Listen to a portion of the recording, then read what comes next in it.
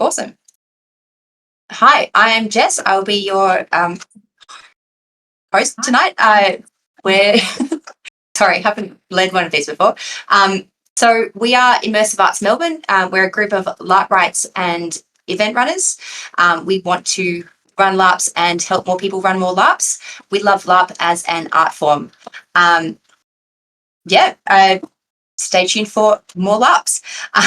Tonight, we're talking about the Hobbits Hoedown, which has run its fourth game recently.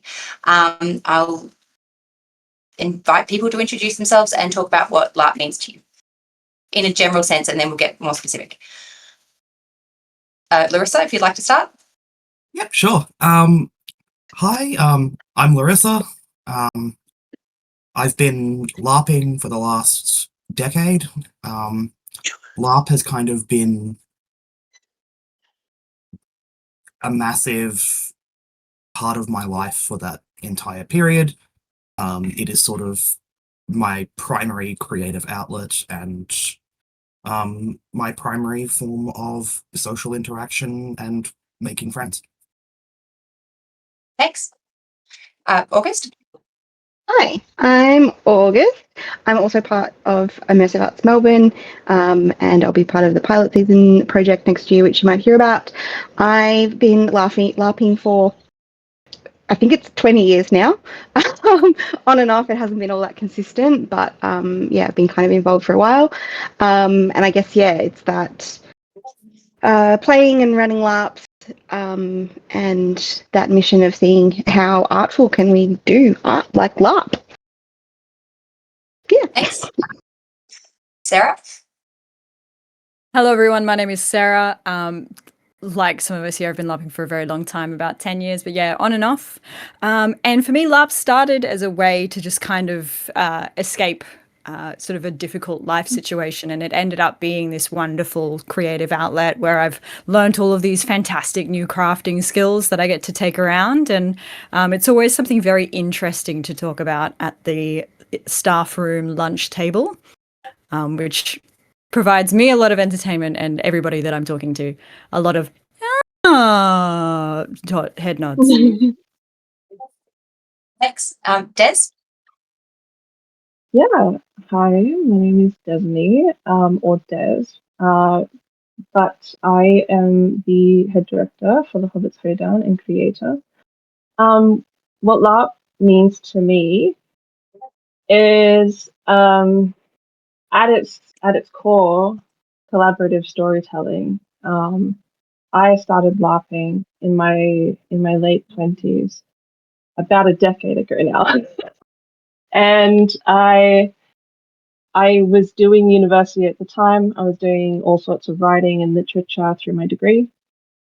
And whilst I was in my creative writing courses and things, I stumbled upon LARP, and I was like, this is so exciting. What a cool medium and way to mash up a bunch of hobbies into one hobby that then becomes so much more. And I just kept on playing games and then eventually writing my own, because I was just so intensely interested in exactly what outcomes LARP presents, and the possibilities. So I'm always on the pursuit of what I can do next. My name's Jess. I've been involved for about a decade and a half, running some games, playing lots of games, always learning new skills to bring in character and for supporting and running things. So LARP's, as Larissa said, it's one massive creative outlet. And most of my socials. Awesome.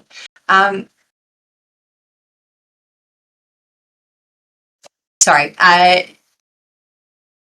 Would anyone like to start by describing the weekend we all currently attended? Des, do you have a log line for the Hobbits Hoedown? Do I have a log line? A log line. I mean, I have the sell it to someone. Right. Okay. If I was going to sell it to someone, Oh my gosh. Hit ball, be small. Yeah, no. So I guess if you've ever felt some sort of exhaustion about the way the world is currently, you feel some sort of way about the community that you're in, the society that you live in. The Hobbits Hoedown feels like an antidote to the loneliness that can come with the isolation of our current society and how things are headed socioeconomically, politically, etc.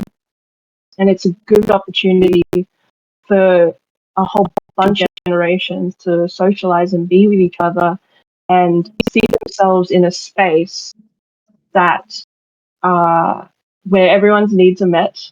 And on top of that, they can feel what I guess marks a stream of is the pursuit, therefore, of peace thereon in, which usually for my players they express through song, through dance, and through being together. And I love seeing how everyone expresses that. And it's exciting every year to see what happens next because all of my players are so good at creating that atmosphere together, and I'm so happy that I get to facilitate it.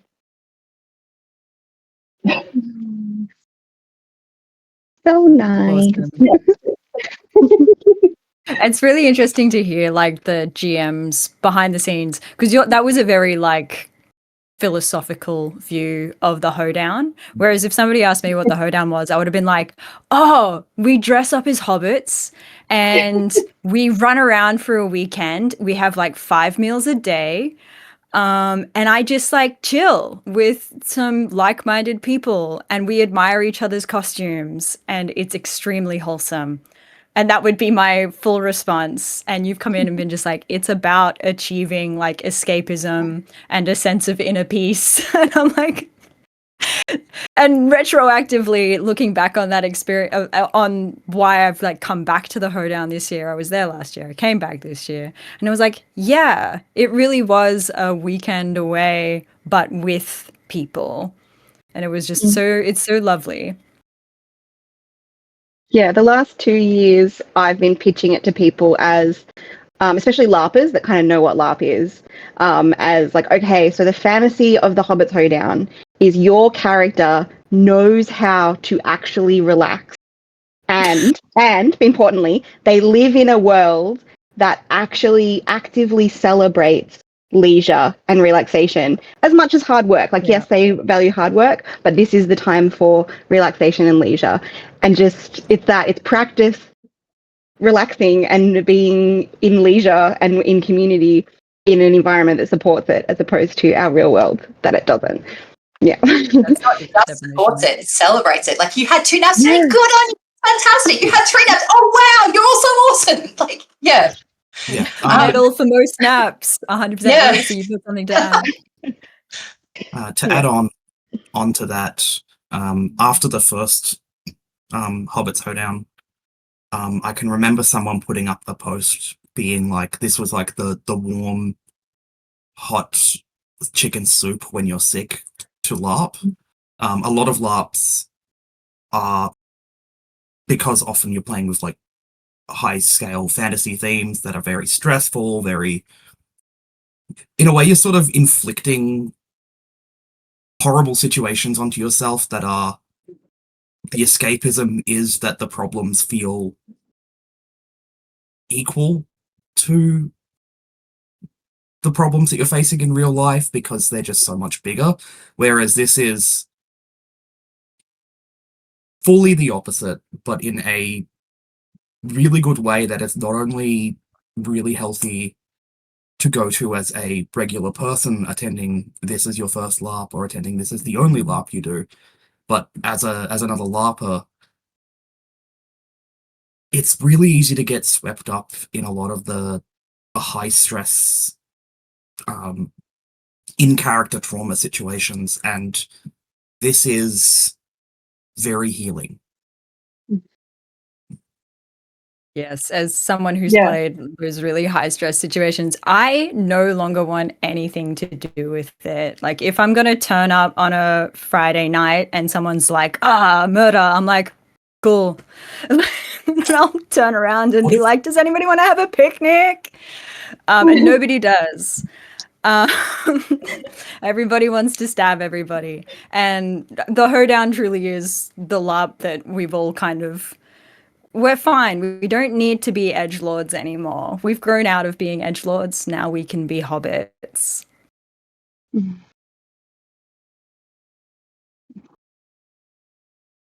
the community that has garnered also like makes it. Like one of the things I would really just sum up the entirety of the event is just that warmth of community. There are LARPers that I have LARPed with for nearly a decade, and Hobbits is one of the only LARPs where like they just unashamedly will come up to you and just give you compliments, tell you like how much they love your kit, how much they love what you're doing. And I think the fact that it's so rewarding really builds this like sense of family. Yeah, no, I think now that ever since 2019, our first ever game, we've had a lot of success with it, to the point where we have an American spin-off game called the Shire Folk, Findig in Connecticut, run by Dan Comstock, who was also the creator of Goat LARP and the game runner for Dragonfest USA.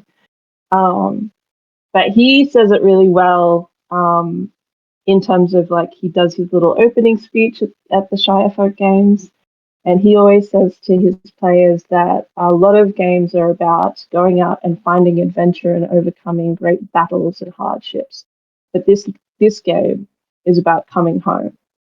And I resonate with that so much because like I don't think I would have the relationships that I have today, or the trust that I have in other people just on a day-to-day basis. I don't think I would have as much of it if I didn't grow through also doing the Hobbits Hoedown.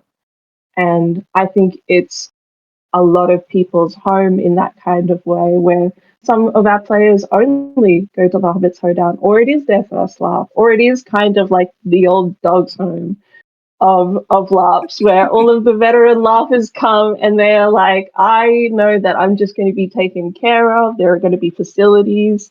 I don't have to worry about food. If I have a tent, it's like, it's going to be on plush grass, and there's actually going to be flushing toilets nearby. Like, I have made sure that like I want to take care of everyone's needs as much as possible, especially for some of our more chronically ill or disabled folks who just need more accessibility. I love being able to provide a space for those people to thrive as well, because so much of LARP can be less accessible or just straight up inaccessible to a lot of people. So having something that feels like I can meet them halfway, then great. Like, I'm so happy to have anyone who will buy a ticket and, with capacity and everything like that. But yeah, that's my take on it.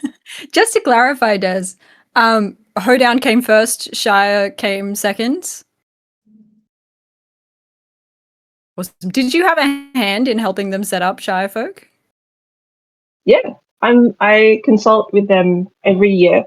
So the first year was really kind of meeting with everyone, like the team, and going through basically our back end stuff. So we have a front facing document for all of our players for the player design. And then we have what we call the design book.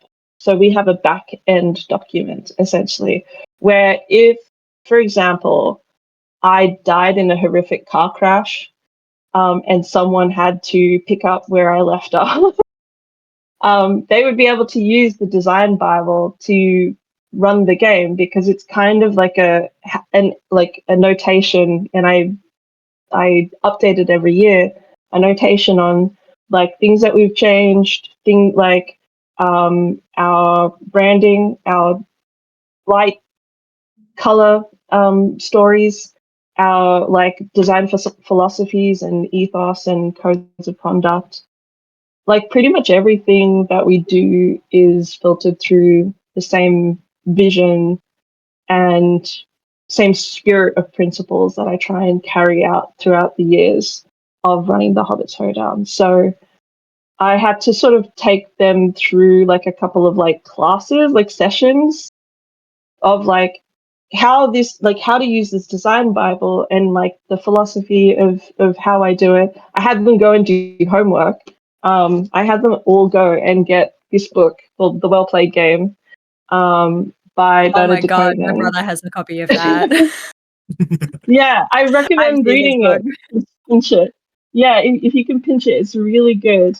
So I had Dan Comstock go and read this book about the idea of fun and the idea of what a game is, and that games can be played for well-being, um, as well as like, and when we trust each other, we feel more at ease to play in a way that feels more natural. Sometimes we'll bend rules and we'll let it happen because it's fun. And because we trust each other and we know we're only just playing, like it's fine. And then we can get something more out of the experience together. And he calls it playing together gracefully. And so we kind of went through the homework of dissecting like what Bernie DeCoven was doing and how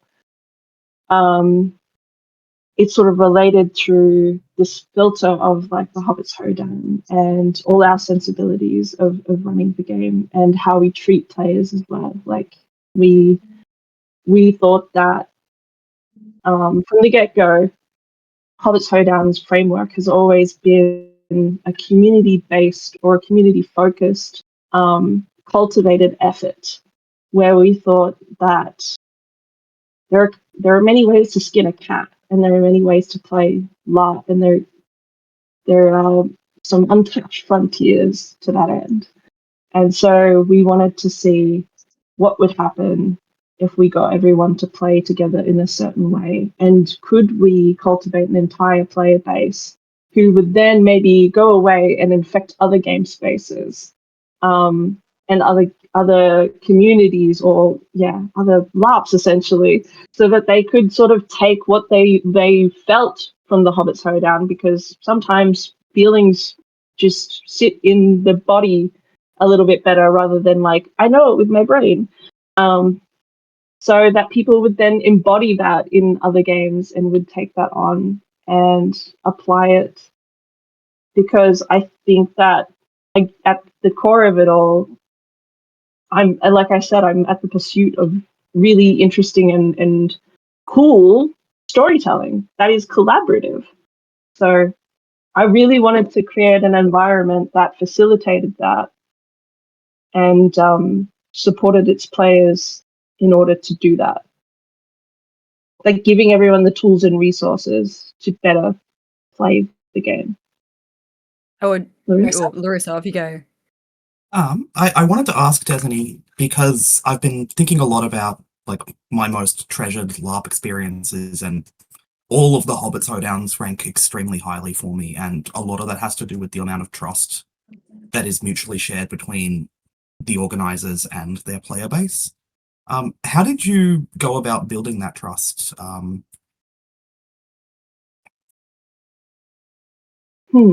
I think it was how we decided we were going to present ourselves right from the get-go, like things that we like the language that we use with players is important to us. Like we try our best to not be negative or push certain ideas away from players.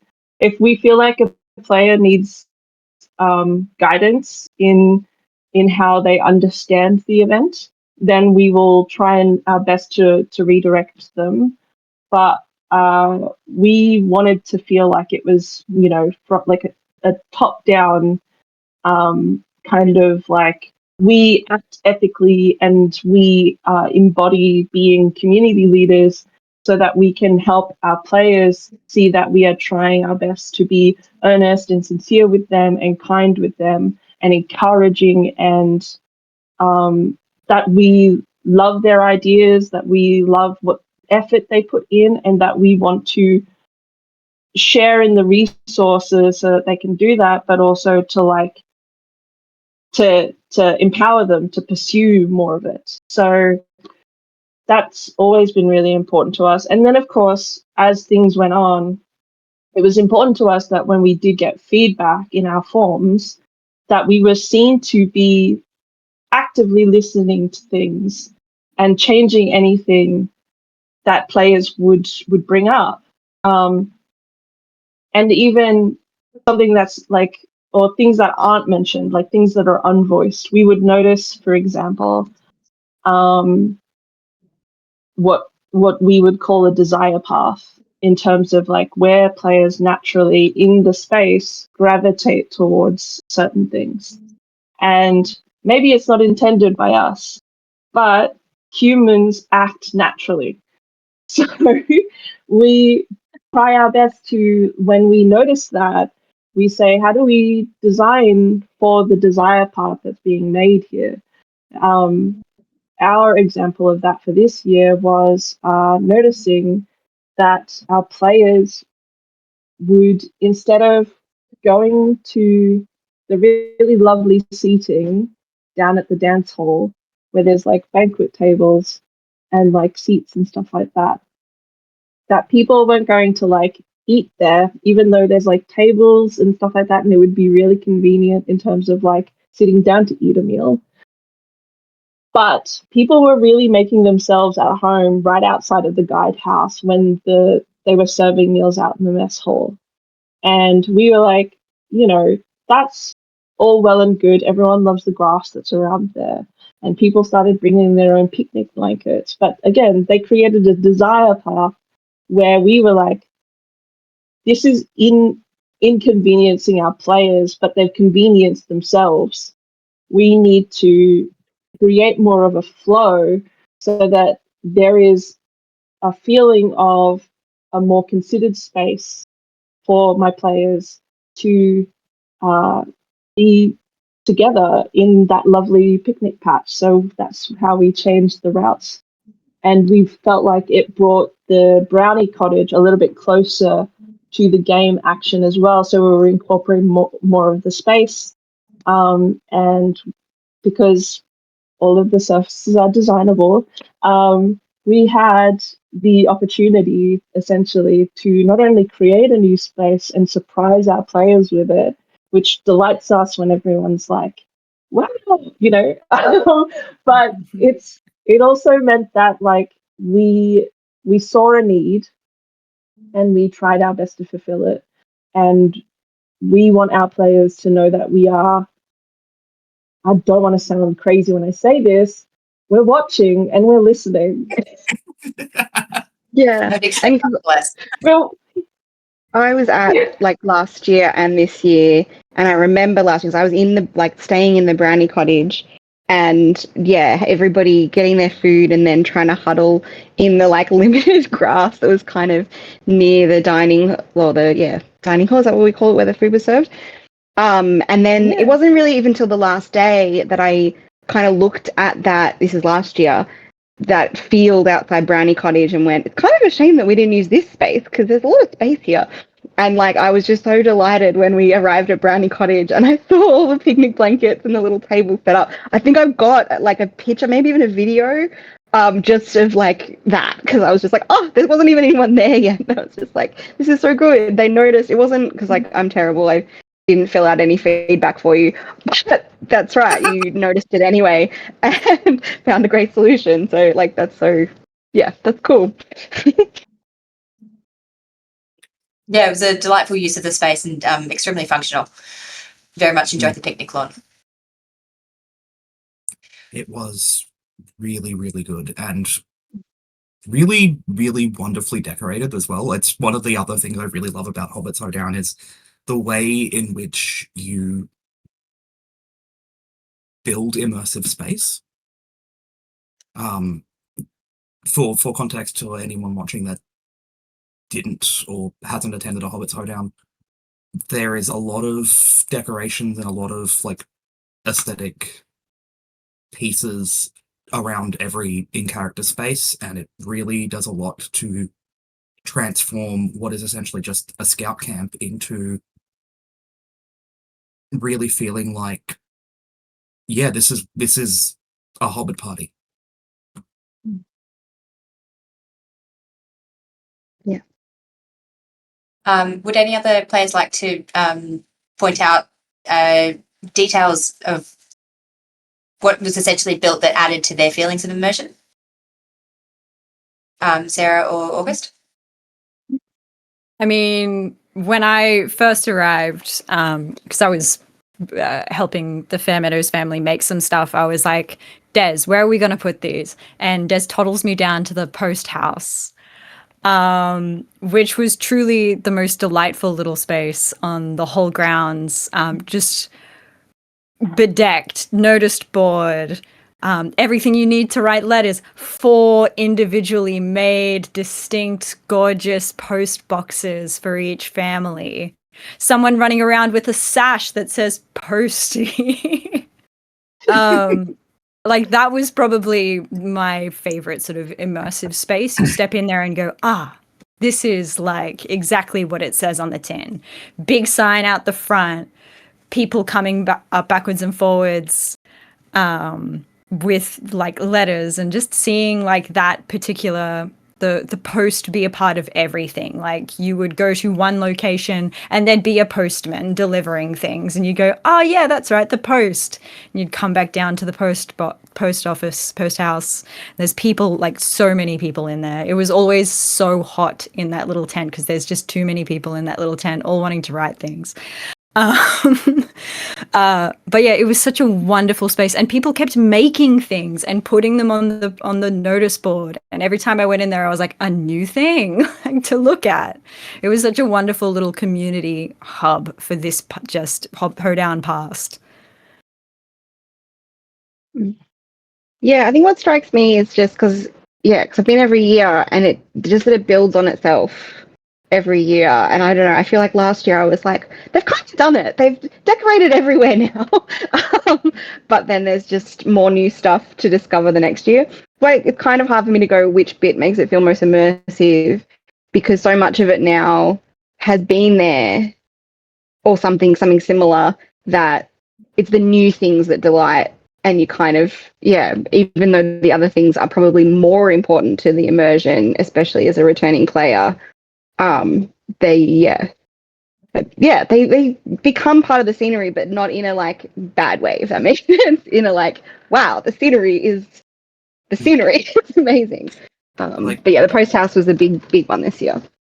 One of the ones I want to bring up as well is the show and tell. The area I freaking loved show and tell. But the thing about it is that that area is basically used once for the entire event. Everywhere else, are places you go to over and over again. But it's still decorated with the same level of love and attention and care of detail that, like, the dance hall is impeccable and amazing, but that's also, like, a central meeting point. It's really incredible that there isn't, like, a spot that has just been skipped over or forgotten about because it's less important or less focal.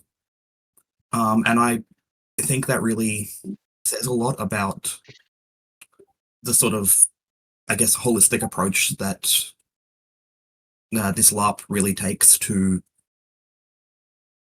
the whole like aspect of it. Yeah. I think it's quite Yeah, I tactical as well, like with what spaces are actually used and what spaces aren't. Sorry, like there's spaces a little bit further down that aren't used, but that's very tactical in that like we can't use everywhere. Otherwise, you'll never find anybody.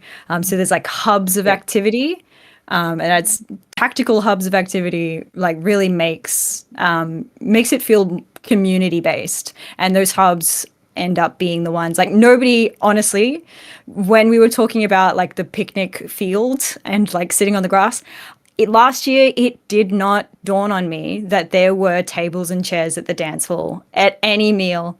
I had been there. I think that's normal. That's normal because like the whole time I was like, Yeah. there's nowhere to sit. I guess I'll sit here on the grass. Yeah.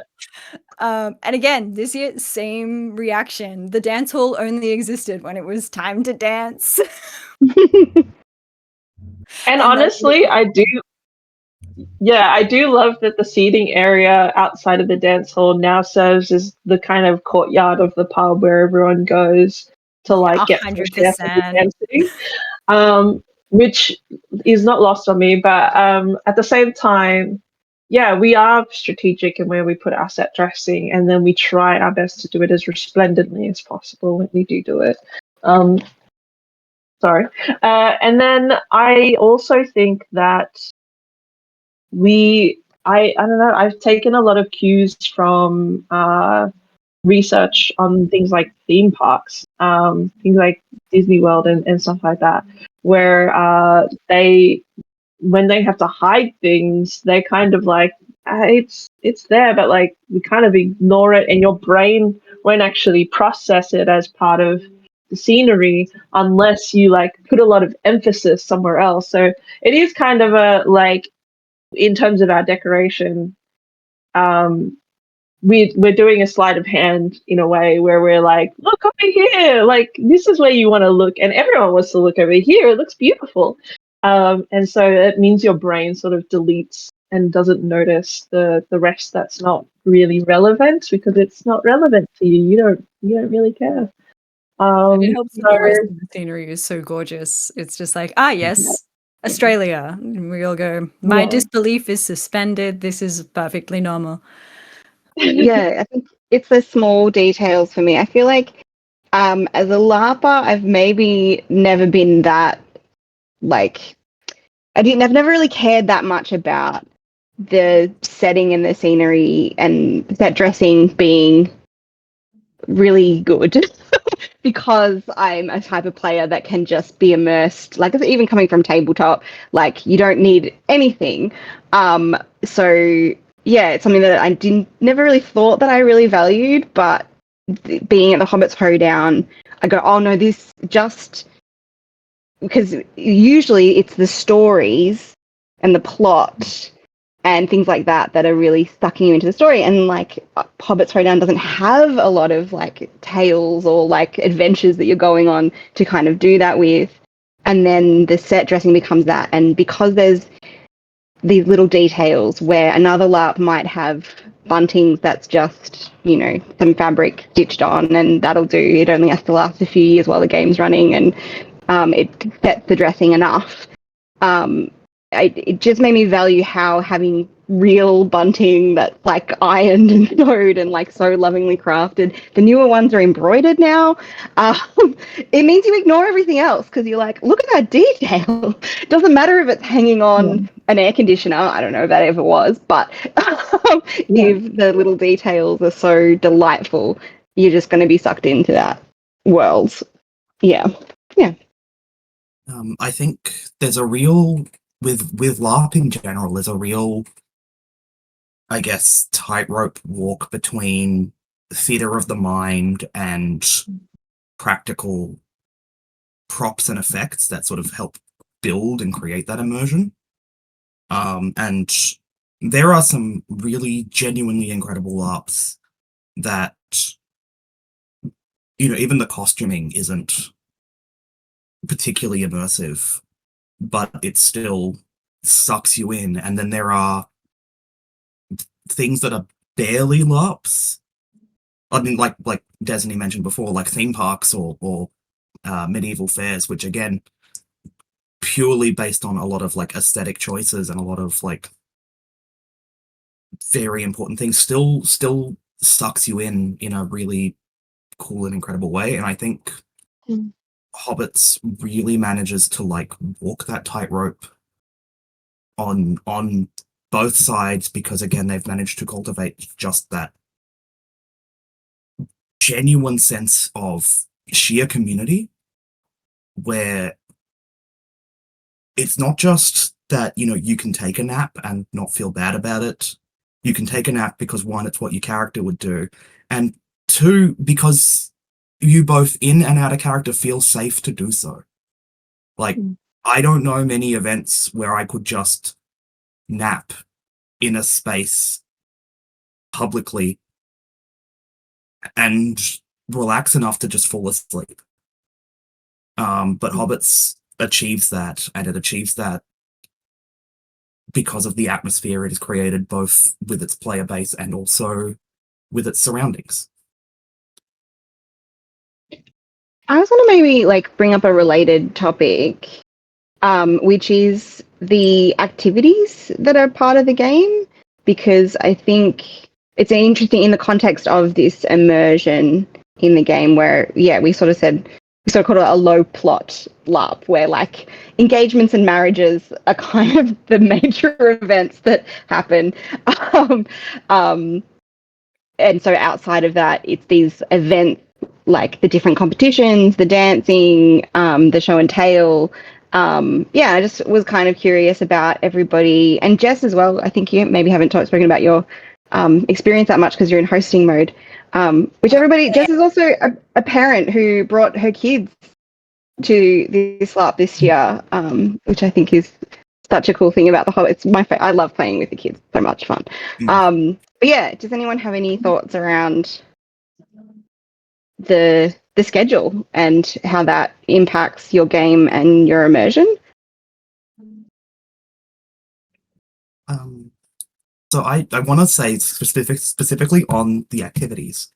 As someone who is a LARPer and a diehard nerd, I did not understand cricket. I could never get it. I could never get into it. I didn't understand it. There is a cricket set at Hobbits, and it is handcrafted by Hayden himself, and it's just for Hayden to play. it's wonderful. Honestly, I love it. Honestly, I walked past Hayden multiple times to Hayden going, "I'm gonna go play cricket." It's I get it now. I understand. Yeah. Hobbits made me understand the appeal of what I have previously described as a sport where the biggest risk is dying of boredom. Because cricket has always been like a family game. Like in my context, cricket is a family game. Like it's something that we played when we were real small, like in the backyard on a beach. And it was something that someone would hold up a bat and a ball and go, cricket. And then truly everyone, the mums and the dads, would just kind of, you wander off and you stand somewhere and you hold a conversation with the person 2 meters to your right and 2 meters to your left. And if a ball comes your way, it comes your way. And if it doesn't, it doesn't. But like, it's fun no matter what. And it's just like, cricket in the context of the Hoedown equals like this very like passive community family game. And I really like that. Yeah, and I think all of the games, because a lot of them are just like what we would describe as children's games, things kids do to play, and I think part of the appeal, part of the love, part of the wonder of it is a LARP that lets you sincerely enjoy the kind of play that you could enjoy as a child that often doesn't feel like you can in regular society. Yeah, Yeah, like I games think like tug of war and doing the sorry, Des, doing like the egg and spoon race and things like that. Wholesome, simple fun. We all know how to play these games. We don't get the opportunity to do it very often. And there's just like a very simple joy in having that opportunity put at the feet of a group of adults and also some children. And being like, oh, this thing that we don't get to do anymore. Yeah. Yeah, and just the permission to let ourselves have fun and like take part without like concerning that other people are watching. Because like, yeah, everyone's watching, everyone's having a go. It's good fun. I'm with Larissa in that I never really understood cricket. It was the thing on the radio in summer that my mother would listen to, and that was it. But sitting on the sides while my daughter Kaylin was playing, and I was just embroidering a small hoop and chatting about the weather with the Hobbit who was embroidering their small hoop next to me. And I've never met them before. It was lovely. It's a lovely day in the sun. Cricket, lovely day in the sun. Yeah. Yeah, I think for. Oh, sorry, Jess. Did you want to? Keep going. Oh no, I was going to say. So a lot of the times when we at the Hoedown, when we are calculating and scheming for the next event, we think about again all of those desire paths, and we also know that what our players want is opportunities to perform some sort of character. They just need a setting to do it in. And so that's kind of how the show and tell happened a little bit there, where we wanted people to have the opportunity to not only actively cheer each other on in a very sort of like open way, especially because when people get up on that stage, they're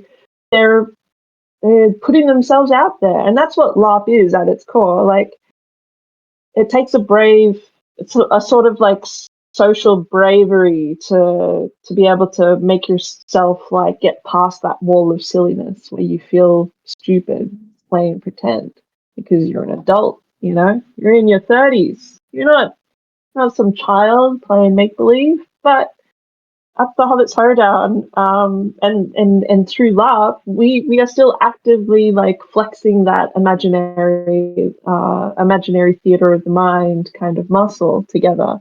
And so when we make new things like the post office, like the show and tell, we are trying to engage our players mostly socially. We want pro-social mechanics to be part of the schedule essentially, and we're always trying to find ways to like face players towards each other. So whether that's something as again has that sort of connotation that you already have of family cricket being a thing that you do with your family, especially around the silly season time, that we are actually like engaging that like same sort of familiarity so that you feel like you are with your friends and family, and that you are at like this reunion that you go to every year and be with these same people or with new people that you haven't met yet, but they're about to be your family and friends. And so like the show and tell rather is another aspect of how we can get players to perform character, to perform together and put themselves out there, and also to accept when people are putting themselves out there that everyone claps and is like, whoop. Like I've never seen so many people go as wild for root vegetables as the show and tell this year. To be fair, I But haven't like, seen root vegetables that big. Just yeah, the that's full fair. fiddle leaf fig sticking out the top of that radish is so funny. It's incredible. But like it's opportunities for our players to do that and to do it towards each other and to graciously and be celebrated for it, like very openly and very like obviously. Like there's no doubt about it that if you've gotten on stage and you've tried something, even if like you felt like it went exactly fine, like everyone else is still going to give you your due because you went up there, you did it, and everyone's here to to support you and encourage you doing that. So they're always going to do it. Yeah, I love it's show and great. tell. I think being a supporter as well. I'm like usually come to Hobbits without any craft, without any cooking, without any performance to do, but still feel very like welcomed and celebrated. And it's just fun to go, no, I'm just because I don't bring any of those things, I'm just gonna be a really big fan of everyone else. And cheer on all of the other activities. Yeah, and that feels like a nice part of it as well. Yeah. Like Knock over one of phone. the Yep. one of the Sorry. things that's really special to me, because as long as there has been a hoedown, I have bought something for one of the food showcases, or craft showcases, because LARP for me has always been like a hobby that not only incorporates, I mean, sometimes it's combat, but for me, like the thing that has always been the draw is the self-expression and the craft, the making of things. And I love to cook. I love to cook so much, and I love to cook for my friends. And like cooking is a huge way of how I express my love and appreciation for my friends. And the fact that there is a LARP that I can front and center put the things that I love to make, the food that I love to share. Like I am already planning what I'm bringing to next Hobbits. Good to know. My planning, my planning for what I was going to bring to the next food showcase happened midway through the second showcase. Because I'm just like, I could bring this next year. People would really like this. And it doesn't like there are ribbons, and I love the ribbons from like a county fair sort of like it really adds to the atmosphere, but they're not actually important because my God, the caliber of the food that people bring is phenomenal. Yeah, we have some really incredible players, and we're very, very lucky. So yeah, no, I totally believe that. I'm going to use that as a segue to the topic of like, let's talk about the food. We were all recently Hobbits. Hobbits love food. Let's talk about experiences of the food and how the food was run in game. I found it. So I played the first Hobbits back in 2019, and then I attended this one. So last year, hearing the stories about how, apart from the showcases, it was a catered event. It's like that wasn't something that had been done at LARPs that I'd attended before, so I wasn't entirely sure as how it would work. But seeing it in play this year, it made a lot of sense. It's like the focus was appeared to be on the food that players were bringing for sharing between players, and everything other than that was like supplementary and seemed to work quite well. What were other people's experiences with the how the food ran in and out of character experiences this year? So I really like the catering that they had this year. It was really good. You were fed. It covered a lot of dietary requirements. And I think it also allowed for, I guess, that sort of like ensuring that no one went hungry just in case the showcases didn't provide enough food, or because sometimes it can be a bit of a gamble. The first Hobbits Hoedown did not need catering. There was an absurd amount of food. But then the second one, I shudder to think about what would have happened if we didn't have a caterer. Yeah, no, But- I think that as well. We wanted to in short, because there's a lot more stability and control over that stuff when we can sort of be like, you know what, actually, we're just gonna take that and we're gonna organize that. And I'm really glad to hear that you like the caterers this year because they were new.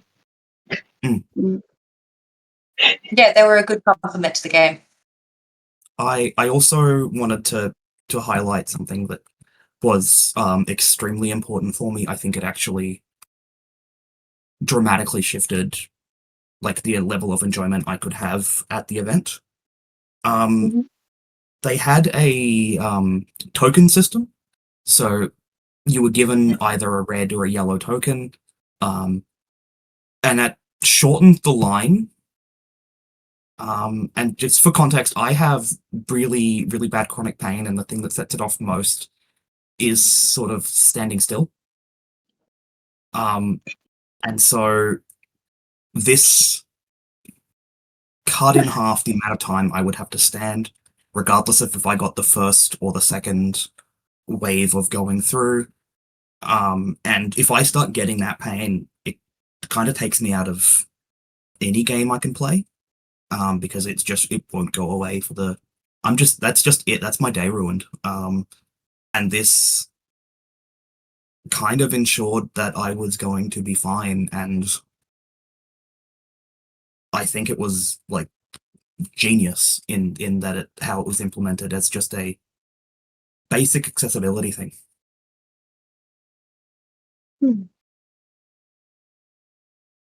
August, Sarah? I really like the style of food that we get given. It feels very Hobbit. Like it's like a full English breakfast, a full English roast, sandwiches.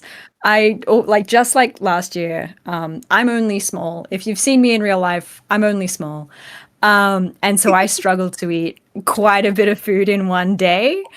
And just like last year, I found that I skipped the lunch. I just simply could not because there was just so much good food available at the showcases, and it's such a delight. Like, I was never first through, I was always last. I was always distracted somewhere else or just at the back of the mob having a chat. And by the time I would go through, there would still be plenty of the showcases, of the meals. Always got always had my fill. Too much fill, or not enough. I've got to up my game for next year.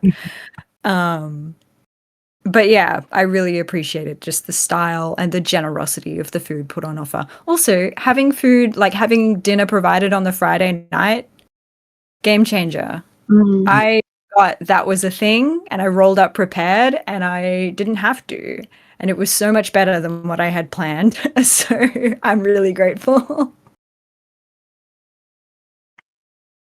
I have a bit of a different experience with food because I'm a vegan, which does mean The full English roast and the full English breakfast doesn't work for you. Yeah. I ate different things to most of the player base, and that's been the case each year, and that's like fine. I will say it's very much, I think, improved over the years. I know, like year 2, it had been a big break between LARPs, and also just from other LARPs, I was like, no, I have to make sure I'm essentially self-catering, even if they're telling me it's catered, because I don't know if I'm gonna want to eat the food or be able to eat the food. And then, I just think the different caterers you've got and things like that have been better each year, to the point that this year I didn't really bother bringing, like, especially for meals, to bring anything. I did still go, I'm not going to rely on the showcases to be my morning tea and afternoon tea, and brought some extra things. And I hope this is a nice thing for you to hear, Desney. I also found the other vegans, and we were able to share amongst ourselves, because the thing that I brought I didn't put in the showcase. I just went, no, this is for me and other dietary people, to kind of have And so yeah, we had a little vegan feast on one of the showcases. We found our own little picnic spot and stuff, which I really liked. But yeah, I don't know. Is that enough to say about food? I think so. Food is not a huge focus of the Hobbit LARP for me, to be honest. Because some years there's nothing in the showcase. It is improving as more of my friends bring, and I'm also like, I'm not complaining because I don't bring anything. If I'm gonna complain that there's not enough for vegans, I should contribute things to the showcase for the vegans, which is not really my interest, so I don't. But yeah, and I don't know what the other dietary things were like for people. Yeah. A vegetarian friend of mine had a good time. She got all the little quiches and things, and I was constantly jealous. Nice. As a comparison with other LARPs historically and currently, when it comes to like LARP organised catering or external catering, sometimes the complaint, or like a bitter complaint, if it is a complaint, is that the portion sizes aren't large enough for people who have large appetites. That was not the case this time. They kept sort of saying, "Would you like more? Would you like more?" And it was like, I feel like you're not going to hear that complaint from anyone, Destiny, that there wasn't enough food. That shouldn't be a thing. What I've heard compared to some of the previous games was this year families with small children and the people with dietary requirements were given like first pass into the to eat rather than waiting in with everyone else. So it sounds like that definitely had a positive impact on those people. And also the token system from when I was eating with friends rather than with my children, that's like the best waiting in line food experience I've ever had at any LARP ever. Just, it doesn't feel like waiting in a line. You're hanging out until you're called, and like it's straightforward. There's no like jockeying in line for your position and standing there like in the cold for an hour. Like it was a very, it worked. So like thumbs up to whoever came up with that solution or came across it, because it definitely had a positive impact on the game. It was me. I was the genius. Haha! It was me all along. What?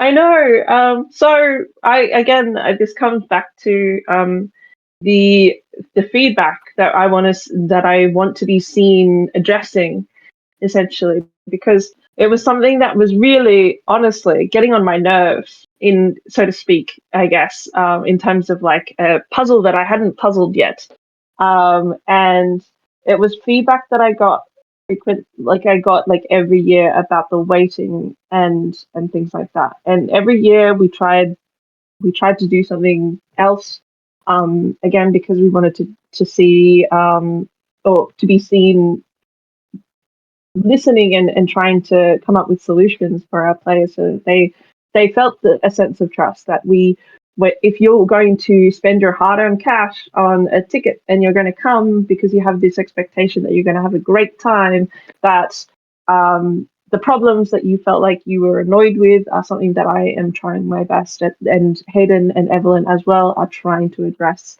for the next year, and we will try and do it better. So with the token system, specifically, again, I was looking at what other theme parks were doing about their lining systems. So places like Disney World, for example, they're notorious for having the most like complex, or like the most like, I guess, like really full lines. They have huge lines because people flock to Florida to go specifically to Disney World on like a once in a lifetime trip, to be able to go to the rides that they want to when they're there, and also to have the experiences that they, dream about when they have the expectation of where they're going to go.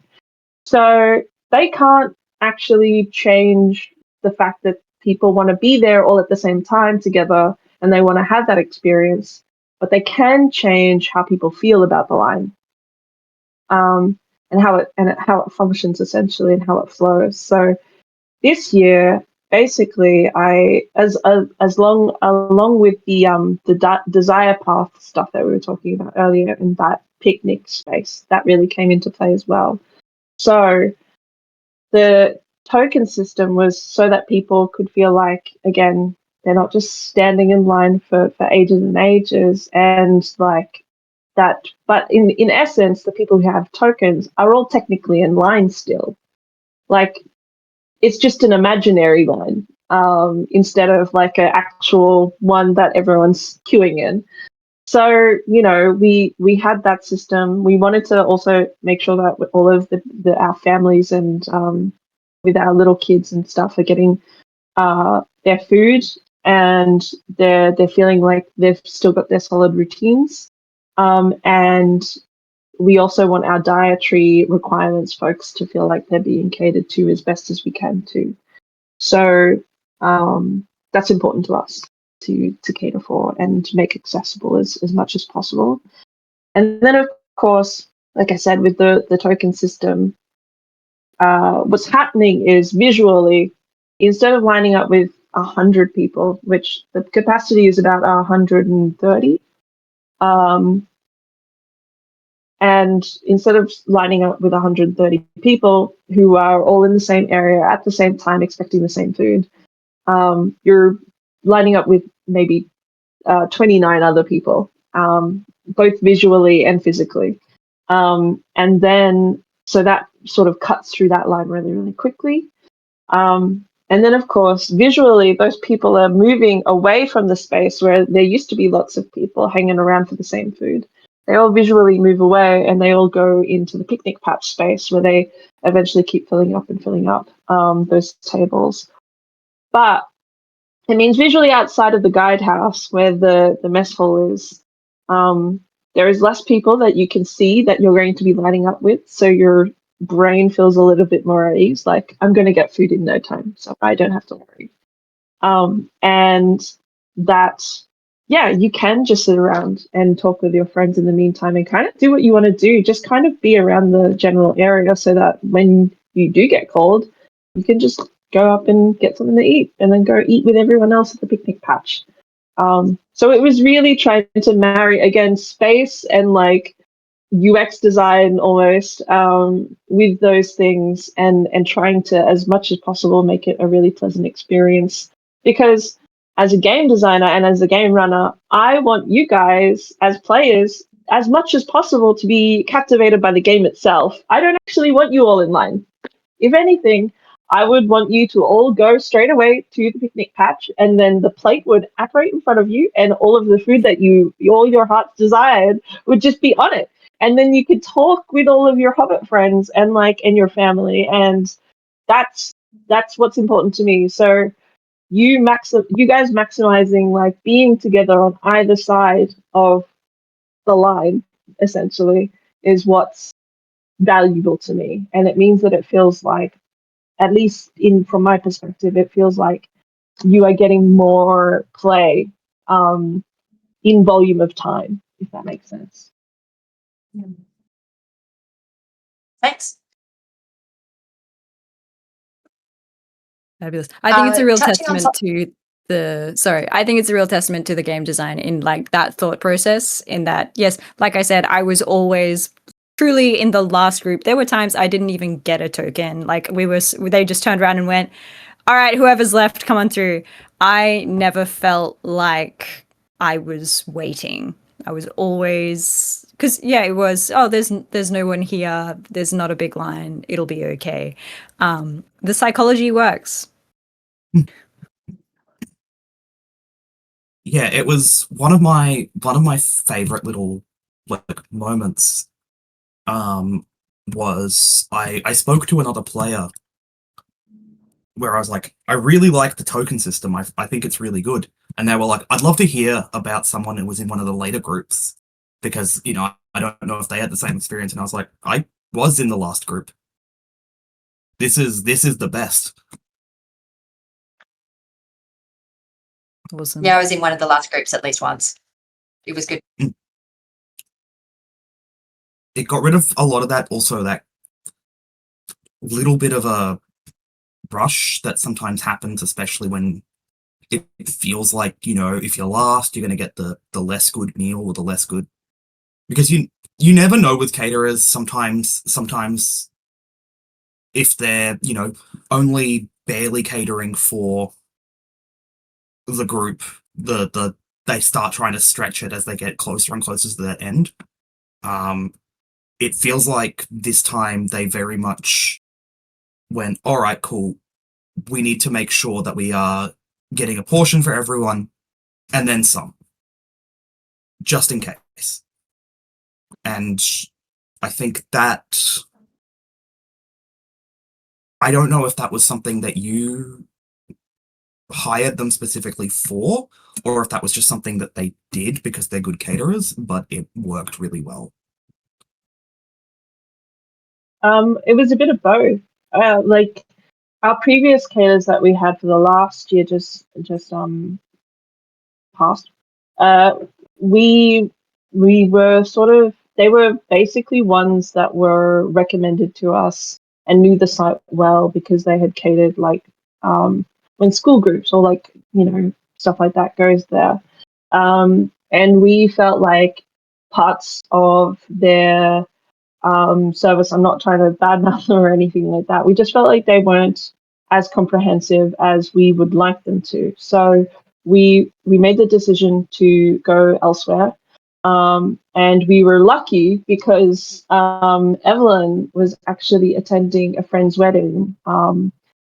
And the same caterers that we were in current talks with were going to be catering that wedding.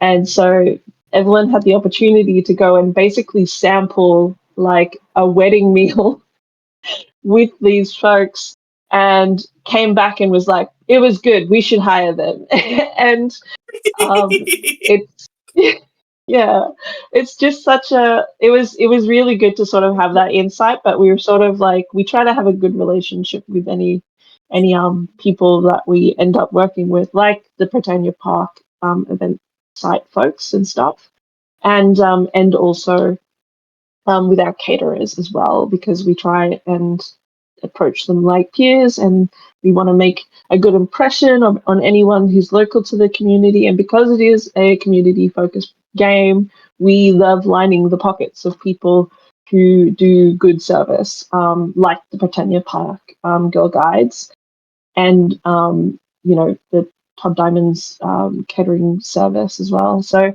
it was really just such a it was good to work with them this year to enable that. We try and get across all of everyone's dietary requirements, and we sort of put it to them being like, we got a lot of people who got dietaries because everyone's some sort of neurodiverse, because that's the kind of ship we run around here. But they sort of were like, great, yeah, no worries. And we were like, okay, good. So we don't have to worry. We've paid for the service and you're going to provide it. Incredible. So sometimes it's worth it. Sometimes it's worth just paying a little bit more so that ultimately you don't have to worry, and our players don't have to worry. And that's what they pay us for, which is to not worry about any of that. We do that for them.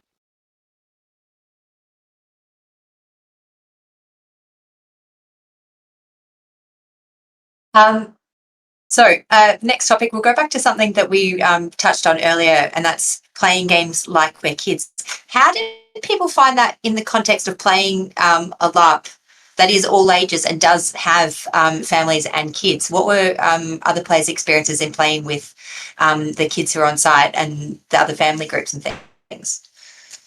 Because that's something that's quite unique to this game compared to others. Yeah, like one of the appeals. Sorry, one of the appeals that I've found with Hobbits is there's a tendency for a lot of people who become parents to sort of vanish from the LARP scene. So like friends that I don't really get to see much anymore because they've got kids, they've got a LARP is an expensive hobby, but having kids is even more expensive. And being able to just see them, be able to interact with them, have fun with them is genuinely wonderful. I think there are a lot of people in that sort of like early millennial mindset where kids can still be a little bit like, oh, they're going to ruin the fun. But I don't think that even remotely applies to Hobbits. There isn't like a culture of getting smashed or having like an absurd amount of alcohol or anything like that. And so kids are not only welcome, but genuinely are able to participate in the fun in a lot of the same ways that the adults are. And I think that's genuinely really quite wonderful. Yeah, I fully Sarah? agree. I spent quite a bit of time. Like I'd always last year I connected with like Murnong and his crew, Little Periwinkle and Fergus.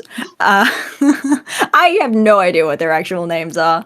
But like I would like have my meals with them and seeing them around. It really creates more of that hoedown vibe, and like this is a family reunion, and as it is a family reunion you have all of the aspects of a family in participation, and what really delighted me is every now and then I'd turn around and see the girls in their crochet vests. I know one of them was called Heather, and I would turn around and I would see them playing across a field. And they were playing in the exact same way that we were playing, in that it was calling each other names that aren't their own, which for children is very natural. But for adults, we're very consciously putting on the hat and slipping into someone who isn't us. But for them, it's very natural. And having them come up and just be so like, oh, the big people are playing our game, and to participate in the game with them was really fun. Yeah. August, you're on mute. Thank you. Sorry if my cat sneezes. Yeah, so I've come to the Hobbits Hoedown with my two nieces, which are Jess's kids, every year. And so they're now 8 and 10. And it's so much fun playing with them as family. And I don't know, one of the things I've been gushing about from this past year is to see how they've really started to figure out what LARP is now. And like this year they were trying to do accents, and I love that. And they were very consistently attempting accents, which is, to be fair, all I can do as well. They figured out this is something that you do at LARP. You have an accent, you have a voice that you do. And even the older one, I hope this is okay to say, saying that all of the families are supposed to have these different personalities, but noticing that she was finding a lot of characters that didn't fit that family type, and being like, they're supposed to be rule followers, but one of the Bluffwaters had the fake stamps, and and kind of noticing these different, like, that the yellow one's supposed to be like this, but that one's not really like that. I don't know, it's just really cool because they don't get to play a lot of LARPs except for the ones that we run on their birthdays sometimes, with their friends that are their age. But yeah, they've really learned what it all is about over the years, which I love. I don't know, it's just so good. I did have one year where none of their parents actually came, so it was me and my mum, so their grandmother, got to be their main carers, which was, yeah, kind of fun. I had help, but it was, yeah, be like, oh, I'm responsible for these children as well. Yeah. Do you want to say something about playing with your kids, Jess? Yeah, so August's nieces are my daughters, and the first year they were 4 and like almost 2. And so the fact that they're 10 and 8 now and have come to every event, that is absolutely a badge of pride for them, and they will tell us many times on the drive up that they've been to every Hobbit and they're the experts, and like we're not, because they've been to more games than we have. Something I really took a lot of delight in play was that everyone treated them like equals. Like, it's not that you're treating a child like they're an adult, but like everyone's a Hobbit and everyone's a Hobbit. So they received equal face from the community as everyone did from each other. And I found that like delightful and true to the spirit of what the rest of the game was presenting. So it was lovely. It's a lot of fun getting to play. I think very quickly, I overheard somebody calling them quarterlings. It was like, oh, we're halflings and we're quarterlings. And I thought that was so good. Yeah. So I started calling them quarterlings because that's what the Shire folk. Yeah, the Shire folk people call their children quarterlings.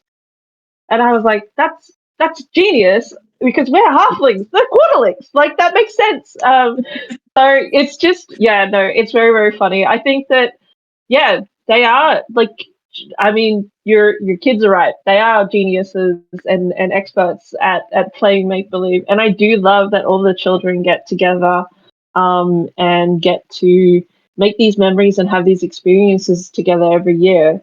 And they're so good at just playing, and like everyone who interacts with them sort of buys in with what they're doing, and they buy in with everyone else. And that's kind of the beauty of such a level playing field, right? Like, there's no, like, anytime someone's like, I want to come to the Hobbits Hoedown, but can I be the one guy that turns up as a wizard?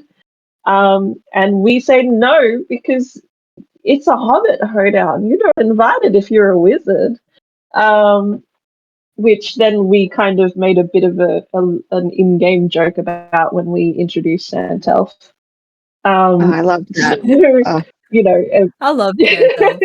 So having two hobbits stacked in a very long row with a wizard hat on and a fake beard was then like, okay, like we get the joke, and we want to introduce the joke essentially into the game.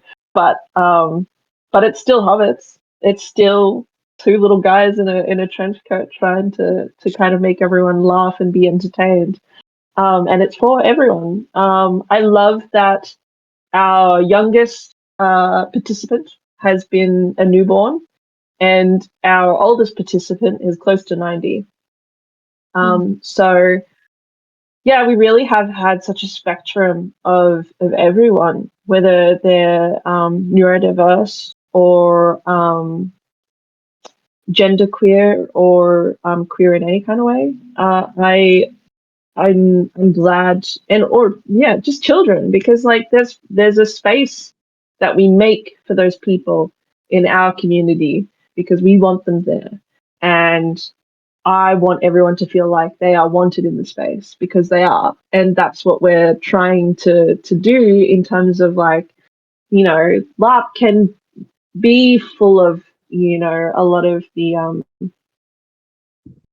bravado that can be really off-putting in terms of like your battle games, or you know, it can be inaccessible to folks who need the accessibility. And it can also be inaccessible to children, because, you know, the adults who are playing the super serious LARP that they're playing don't want to play around with any kids. They want to have super serious adult fun times playing make-believe, which has its place.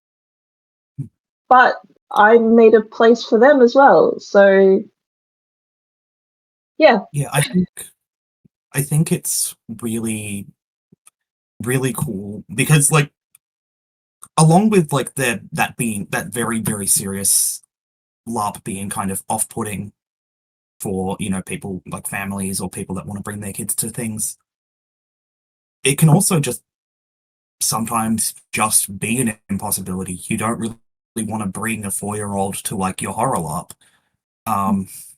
And it is genuinely wonderful that there is this space. that is actually genuinely a all ages LARP. That, like, it's not that it doesn't cater, or it's not that other LARPs don't necessarily cater. It's that, like, you wouldn't bring a child to a battle, and often, battle LARPs in particular, you can't do combat with a child. There isn't any combat at Hobbits, and that makes it very easy to sort of fit within the structured rules of the game. Yeah, I think that as well. Like as you were saying, you can go and take a nap and all that sort of stuff, and that's still going to be a valid part of the gameplay, because if that's what you want to do, then your Hobbit might want to take some respite as well. And like, no one's going to shame you for that. In fact, that's all part of the experience. You have that flexibility and that freedom and the comfort and safety to be able to go and do those things. And yeah, like as you were saying, adults who LARP who then have children don't have all of a sudden no love for LARP, and they don't want to be involved anymore. Their priorities change. They've got a whole human person or persons to look after. So it takes up a lot of time, and it takes up a lot of energy, and all those are resources that are important for both yourself as a person and also for your kids. So I really love that I get to see those friends who do still love LARP, but their priorities changed. They got kids. And I get to see them, and I get to play with them still, and I get to play with their kids. Like, I love being able to interact with the children at the LARP, and I love being able to treat them seriously as anyone else does at our game, because they're my players as well, and it's another opportunity to practice being a hobbit who is at a family reunion, who's interfacing with children who are also part of the community, because that's what it is. That's the setting. That's the story.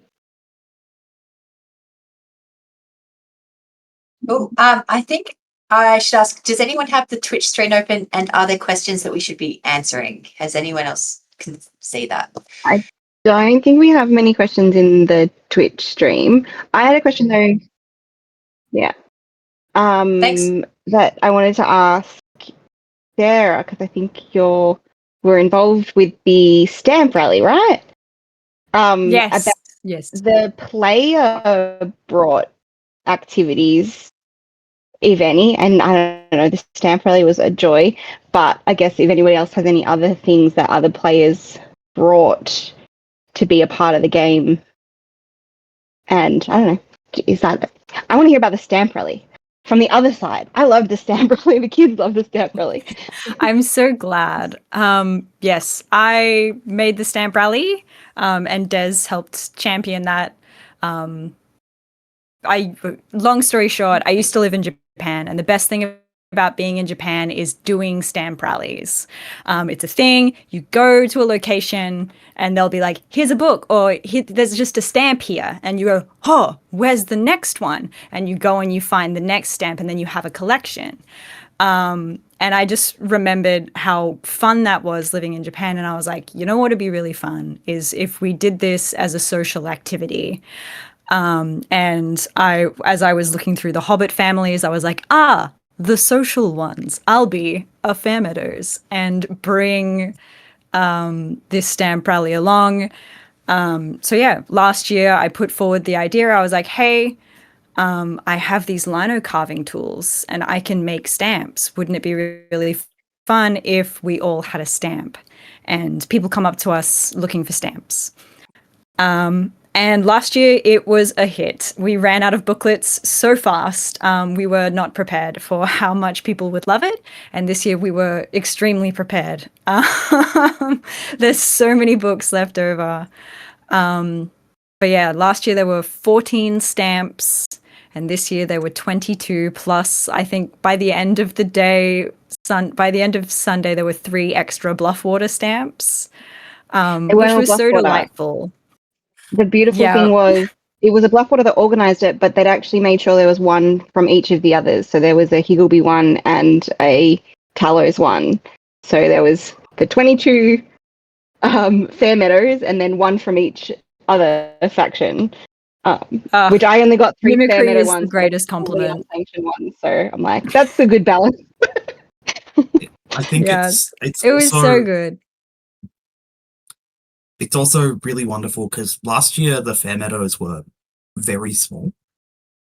And so it got a lot more people interacting with the Fairmeadows because as someone that was from one of the larger families, it's very easy to just sort of interact primarily with your family when there's a lot of you. It's a lot harder when, you know, you're spread across the entire LARP and you're not even 100% sure who is a Fairmeadows or who is a Higgleby. The Higglebys were quite small this year. Because unless they're wearing very bright colours, sometimes it can be hard to tell. Yes, I think the real joy in it is that it was what Des was talking about earlier of social activities, and it was like you have to talk to us to get the stamp. And we put forward that it's like, oh, there's going to be a little challenge. There's going to be a little something extra that you've got to do. You have to talk to me for more than 5 seconds to get this stamp off of me. And then you'd see them later and you'd be like, how many stamps have you got? What are you missing? Can I help you find the next one?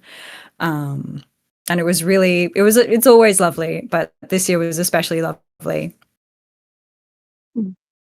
Yeah, I think when you brought it to the Fairmeadows family group, I sort of, I did see it and I was like, oh, that's perfect. Like, it's such a Fairmeadows thing to do. Not only is it this organized sort of like fun and social activity for everyone to partake in, but it also sort of like it optimizes how much social interaction can I have within the day. And like, I don't have to go around to every single Hobbit to get it. They come to me actually. And so you really did like engineer essentially this shortcut to this interaction. And which is why I sort of jumped on it and I was like, oh, anything I can do to facilitate this. Which the first year was me hand making all of those Stamp Rally books, cutting out all of this colored card, and cutting out like these strips of paper to make this bifold concertina style book so that everyone could see their stamps like laid out. This year we got books. We wanted to make it look a little bit more special and a little bit more exclusive and enticing. So getting those stamp booklets and then getting the Fairmeadow stamp like stamped right on top of the front of the covers so that, you know, this is the Fairmeadow Stamp Rally, was a good little feature, a good little ad that we could bring, a little je ne sais quoi, if you will, so that it felt a little bit more special for the people who are partaking in it, and also for the Fairmeadows who are participating in it. And you know, like all of those aspects of like player on things that the families kind of come up with, there is like a sense of family pride that also comes with it because they've done it together. And like, how special is it? Like, how good is it that like the Talos with their family band, that they are like so like harmonious and like beautiful together that everyone like loves seeing them perform. Like, how special is it that like we get to have something like the Fairmeadows like Stamp Rally where again people like the kids can really get behind just like going up to all of the Fairmeadows and having all of those social interactions, and again having more chances to perform character towards each other. And yeah, it's such a, and like anytime a player brings something like that, we get to, as organizers, marvel at the cleverness of all of our players and the ingenuity. Like, one of the other things that was player brought this year was the Bluffwater acorn seeking game.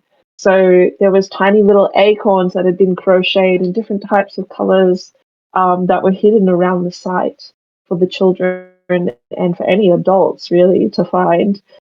Specifically, the one that was being looked for was the golden acorn, so that they could plant another oak tree. But I think it was one of Murnog's children, Rhubarb Tallows was his character name. He managed to find it, and the prize that they got, I believe, was a packet of wildflower seeds. And I can't remember if it was like a small jar of honey or something like that that he also received. But yes, it was just such a cute idea. It was like really special as well to see that like other people would sort of, produce this little tiny like acorn and they're like, I found this. And, I love as well that the trinket culture has really grown. Actually, I keep all of my trinkets. I have them all on display. They're all in my lounge room in like a glass cabinet, and I keep all of my letters because I'm a very sentimental person like that. But I keep all of my letters that I get in game, and I'll show them to anyone who wants. Like, yeah, there's so many, and I think it's such a good like the letter writing system or the post house was such a good way for characters to passively perform character and to again passively have this immersion of like the action of like writing to someone. Yeah, ribbons, incredible. Yeah, I think I've got some trinkets around here, but yeah, it's such a. I have it on my keys, I believe. Actually, hang on.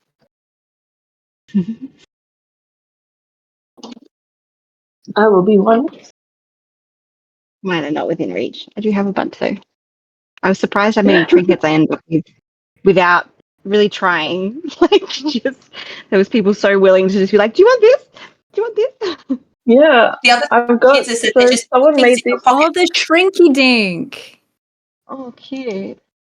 Yeah. Oh, So nice. these are actually on my house keys. So I've kept them from the Hobbits Hoedown that a player has given to me, and I treasure them all, and I really do hope that they all have little homes in everyone else's houses as well. That they are a point of pride. That someone can look at that and sort of be like, remember all those memories. Remember all that time that we were together. Remember that time we spent together. Like, wasn't it lovely? And yeah, it's just a physical reminder of like how good it is, I guess, or how good it was. And yeah, it also makes it feel like, I don't know, it makes it feel more tangible. The like generosity is not only something that is done through role play and through giving compliments and all that sort of stuff, but there is like a sense of like actual generosity of giving trinkets and giving things of people thinking of you. And that means that like someone thought of you, and that's nice. Mm. I spent this event running around asking people if they wanted to write advice to the newlyweds. And there was just everyone was willing to come up with something to write, which is, yeah, it's so lovely. There's that. It was an opportunity to have a character moment, be in character, and think about that. And then, yeah, people wanting to give things. I don't know. I feel like if I was doing that at an actual wedding, a lot more people would be like, "Oh no, I don't know. I have to think about it," and it'd be really twisting people's arms to get them to write something. But yeah, I didn't. Barely had anyone say, "Oh, I can't think of anything right now," which was and partly because I was saying it's okay. Like I can help you think of stuff. Like, but yeah. The in-character wedding was a big highlight of this year. Also because we got the Talos band together, which was fantastic and wonderful. I love when we get to play together. It is sometimes really hard to get musicians at LARPs because a lot of people are a little bit too serious sometimes. They're like, oh, my character wouldn't play an instrument, and it's really wonderful that we had not only an outlet but like a specific thing that would make people go, "Oh, this is exciting! I'm ready to get involved." I sat on streams with Zoe as she made the betrothed sash, Mm. and Great. it was really, really wonderful to see it passed on from the in-character wedding after it had happened to The the real out-of-character one. proposal that happened at the Hoedown as well, which was also magical.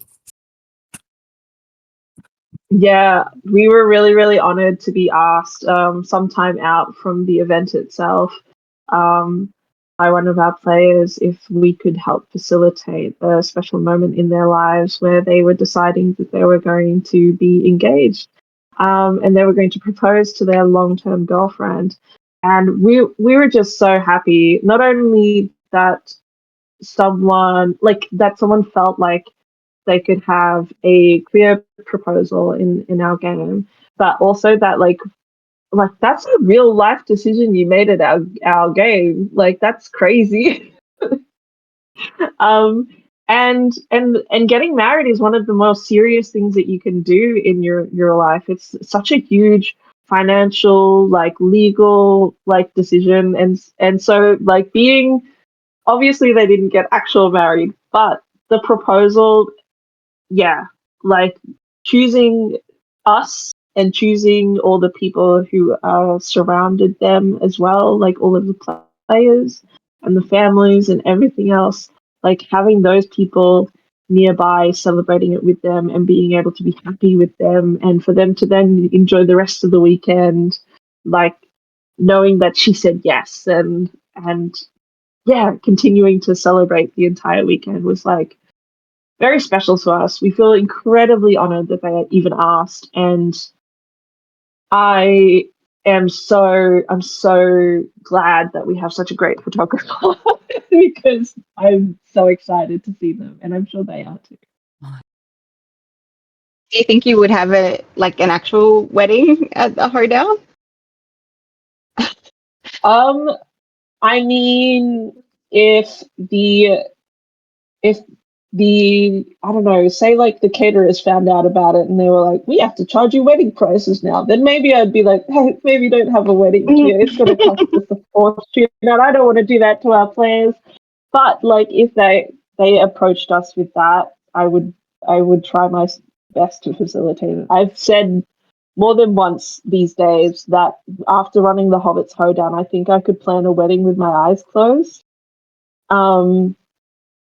So, and then of course we have actually done earlier this year. We got hired out to set decorate a wedding, and so we went out past Ballarat to decorate and such this lovely venue that they had for their wedding, and we were able to basically like hire out our gear for a much more reasonable price than like some higher event services would charge for a wedding.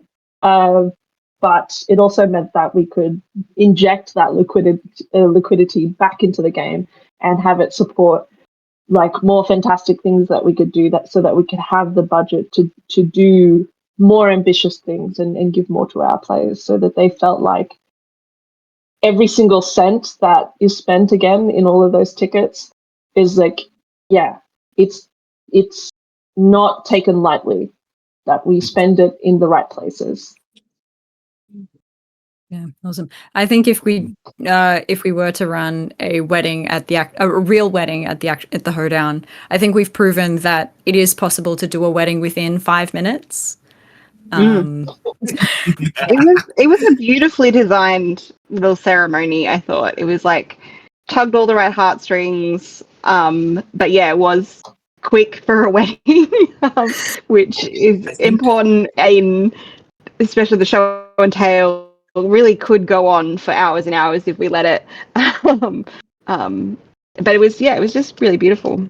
I enjoyed it. Yeah, I think it was also the the event kind of facilitated the fact that the wedding only needed to be 5 minutes, because for my experience as someone who was in character and out of character quite close to all of the players involved, the wedding started on Friday and it finished sort of after,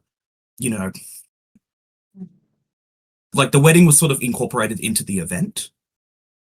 Yeah, like you guys did like a whole bucks thing. You treated the dance as the reception. It was just built in quite naturally, which was really fun. I remember because Andrew, Jess, and I were like in the chat talking, but just like, all right, what are we doing? How are we planning this? I was adjudicating some exams at the time, and I'm like up the back of the exam hall with a piece of paper, like writing my script. And I'm like writing this like order of ceremonies, and I put it down, and I saw one of the other teachers go by and like look at it and read it, and she like kept the straightest face, and I was like, I'm so impressed. I'm so impressed that she managed to read my like nonsense on a piece of paper, and she didn't ask me any questions, and that is a testament to the reputation I have built for nonsense across the year. But yeah, it was a really fun, I was so glad it was really short. Shout out to Heather Bluffwater, to Jess for coming up with husband, or like husband. Yeah, it was incredible. Husband. Yes. I know we said we'd run this thing for 3 hours, but we're actually approaching the end of the prompts that I've got listed. So moving on, how will you change as a human being based on your experiences at Hobbits? If I may speak from a player's perspective to start with, like it reminded me of the place of kindness in my life and in the life of like the people around me and community. Based on other LARPs I've attended in the recent past, like it kind of led me to the point where kindness seems superfluous, but I came away with this with a deep appreciation and gratitude towards like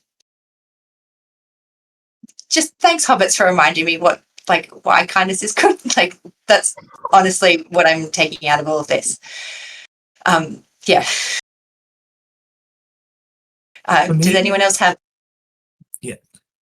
For me, I think the first Hobbits Hoedown fundamentally changed how I viewed LARP. What I viewed as like what was possible in LARP, what I viewed as valuable in a LARPing experience, and it has been a genuine joy to watch Des's philosophy build and grow, and they're continuing to work on and increase and improve. Every aspect is so deeply considered, and I'm also enjoying the effect that it has had on the wider LARP community. People are kinder than they used to be, and Hobbits Hoedown is one of the big pillars, I think, in that shift within like the LARP community, because people go to Hobbits that are LARPers that have been LARPing for a while, or they're first time LARPers, and so they're just getting in, and so they're starting out with that kind mindset, or they're developing it as they play this game and then taking it back to the other LARPs that they go to, and that has just had a marked improvement on my mental health, my ability to enjoy a hobby that I was frankly burning out of when I went to this first one, and now had this renewed passion and means of creating and building these kinds of like lifelong friendships, and in that way, like the Hoedown has kind of been monumentally impactful in my like development as a person. Thanks. August, Sarah? I think in a slightly similar way to Larissa, as I've sort of gotten older, because my 10 years of laughing, I find like participating in a battle game at 8 p.m. on a Friday night truly the most laborious task of my entire week. And it's kind of LARP has begun to feel inaccessible. And having the Hoedown be this a multi-day, not high strenuous activity that I can do and still claim that thing that I love, and I can still do a craft, and I can still play a character. It gives me hope for, like, I know it's down in Melbourne and it's so far away. It gives me hope for the future of LARP, because I think, especially with like the rise of role-playing games in the last 10 years, thank you, Critical Role, there are people who are, I suppose, not to call out the demographic here, but growing out of these hardcore battle games, who are like emotionally spent on it or physically spent on it, but we still want that outlet. And the Hoedown is like just an example of like, oh, it is possible and we can do this. And yeah, it'd be really lovely to start running things up here in Brisbane in a similar vein. Awesome. I think I already kind of spoke about it, but the Hobbits Hoedown is, as somebody with generalized anxiety and ADHD and probably some other things, my training ground for relaxing, something that I do really struggle with, racing thoughts from all of those things. Yeah, like a little LARP wellness retreat. And it's, yeah, I appreciate having it in the calendar as something that can rejuvenate me before the silly season.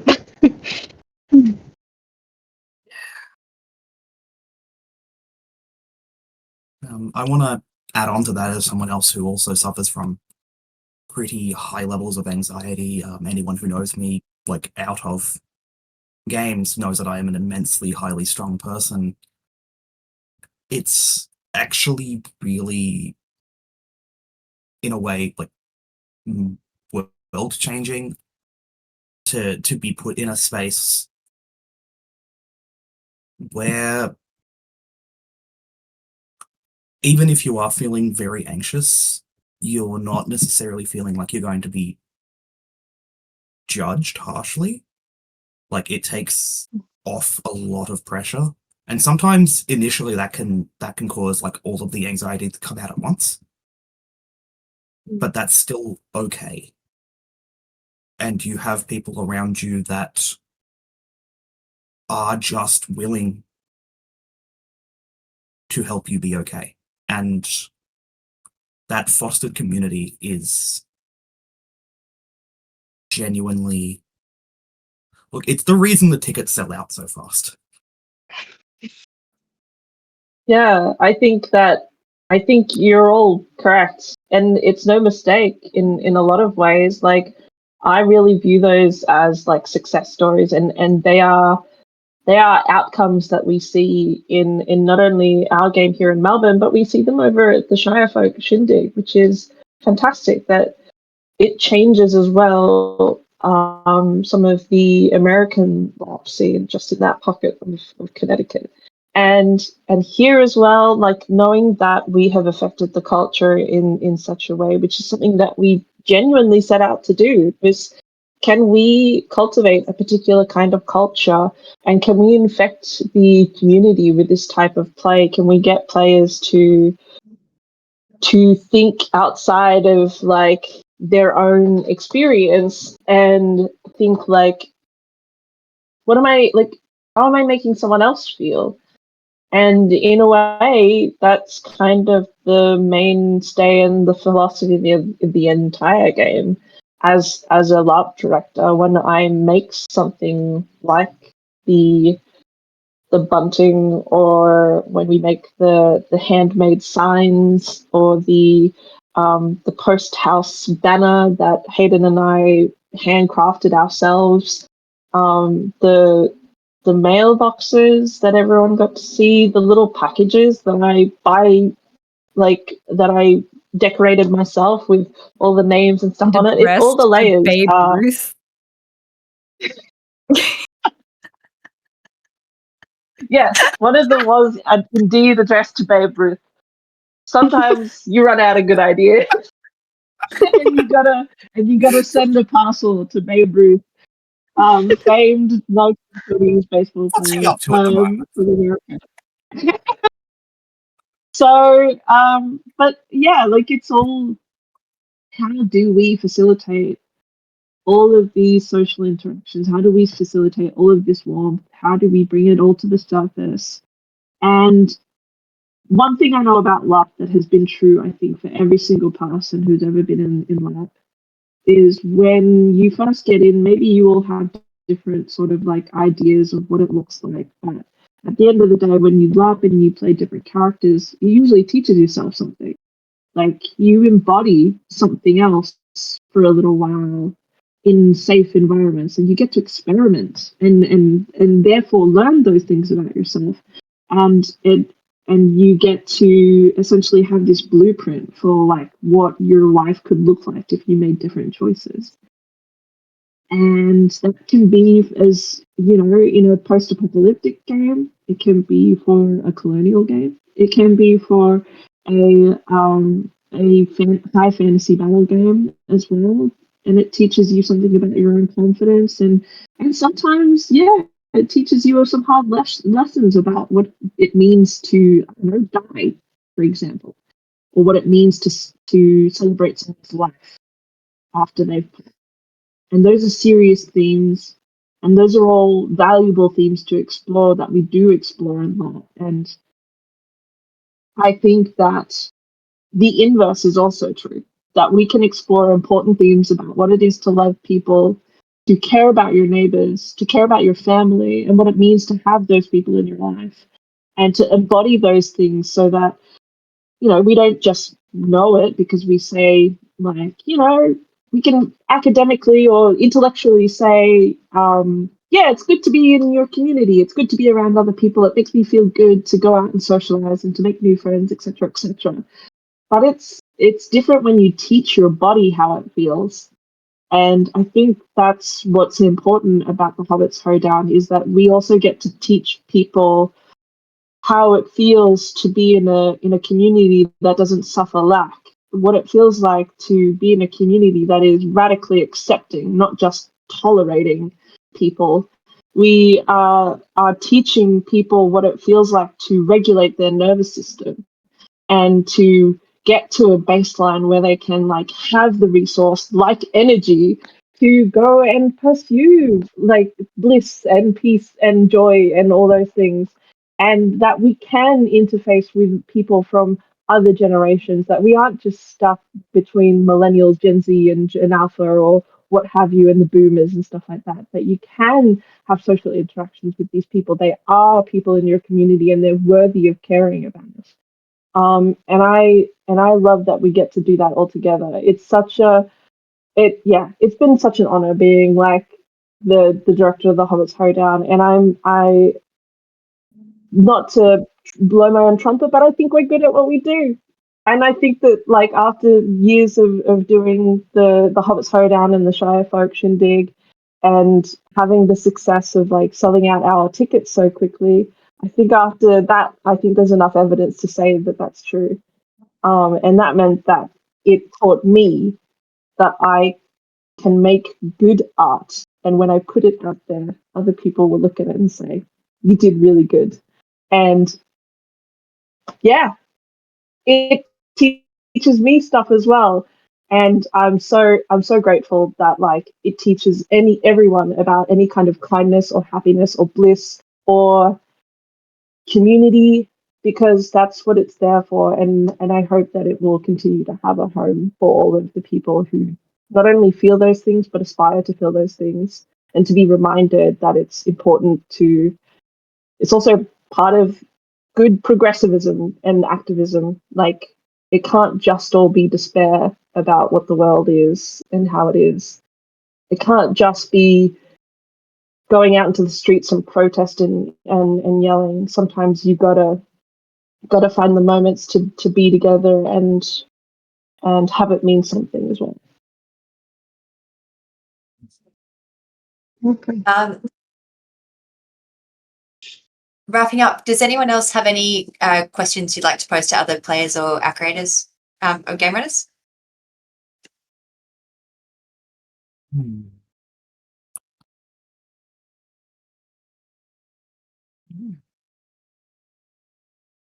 What design aspects do you think are interesting about the Hobbits Hoedown? I like that it makes choices that I wouldn't if I was running games, but it uses them to create something very cohesive. Putting such a high emphasis on immersion isn't something that I've aspired to in the same sense, but it having played in that world, the benefits are very readily felt. So that was something that design-wise I found quite interesting for me. So one of the things I found very interesting this year was so I attended the Dance of Ribbons this year, and a lot of the things that both LARP directors talked a lot about were in a lot of ways very philosophically similar. And it's really interesting that two LARPs that have, I would argue, are on the opposite ends of the spectrum of tone. It is really interesting that, in regards to how they approach play and immersion and sincere engagement with their setting and with their premise, that those two have they have achieved such major heights in regards to the way people come back and come out of this LARP has very consistently been, I need to come to every single one of these ever. And that's I think that's really interesting, because that makes total sense. David and I, the creator of the Dance of Ribbons, the creator of Dance of Ribbons, David, we actually met at Black Powder and Bloodlines, and we played together really organically for the very first time after never meeting. We never met before, so we met in character, and then we had a really sort of organic gameplay experience where there was this sort of ebb and flow of the role play that we were doing. And afterwards, we were like, that was incredible. I feel like we both feel the same way about roleplay as each other. Let's debrief about what this means to us. And at the time, I was so intensely interested in running LARPs. I felt like I had something to offer in the creating space. So I was trying my best to sort of have all these ideas and cobbled together something that I felt would be cool and innovative. And I didn't know if I could ask a cohort of players to play in a particular way, which is why I ended up sort of stripping back a lot of some of the competitive aspects of the gameplays from traditional LARPing, and and put the Hobbit skin on top of it, and started developing community rules and community cultivation as part of the design of the game as a holistic sense. And David and I had many coffees and breakfasts and lunches and dinners about talking about communities design as game design. And I wrote Hobbits Hoedown, and he was like, "This is incredible. You've done it. You've cracked the code." And yeah, and we were honestly like a huge influence on each other. I went away to make the Hobbits Hoedown, and he went away to make Dance of Ribbons after our conversations about not only herd competence but the generous player and what it means to play a well-played game and what it means to play for well-being and community for each other. And so it really is no surprise to me that there are similar outcomes for the Dance of Ribbons players in a much more spooky way. And I'm not surprised as well that the same outcomes are continuing to occur in the frameworks that we have for the Hobbits Hoedown and the Shire Folk Shindig. So yeah, that's I think that's why they also cited us in their like end of like event sort of speeches of saying that we were all part of their influences. And I cite David's chats as part of that as well. So in a lot of senses, we came together and like lots of sort of brain juice happened between the both of us so that we could go away and be inspired by LARP itself and by playing itself. And I'm really glad that it's had the outcomes that it's had in the Dance of Ribbons community and the Hobbits community, because we not only share similar player bases, we have some of a Venn diagram, but we're also where the Dance of Ribbons LARP organizers come to LARP. Like that's they come to us to have their play and be able to go to something so that they don't have to think about organizing, but that's where they come to relax and have fun and everything, which is great for me.